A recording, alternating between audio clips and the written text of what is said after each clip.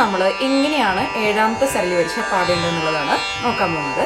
ആദ്യം ഒന്നാം കാലം ഒരു ബീറ്റിൽ ഒരു സ്വരം വെച്ചിട്ട് വേണം ഒന്നാം കാലം പാടാനായിട്ട്.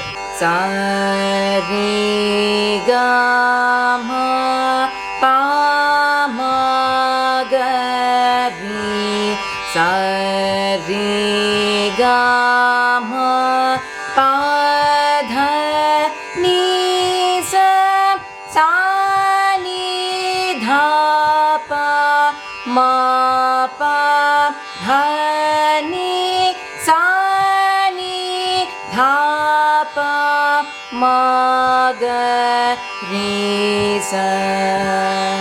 രണ്ടാം കാലം ഒരു ബീറ്റിൽ രണ്ട് സ്വരം വെച്ചിട്ട് വേണം പാടാനായിട്ട്. സ രി ഗ മ പ മ ഗ രി സ രി ഗ മ പ ധ നി സ സാ നി ധ പ മ പ ധ നി സാ നി ധ പ മ ഗ രി സ.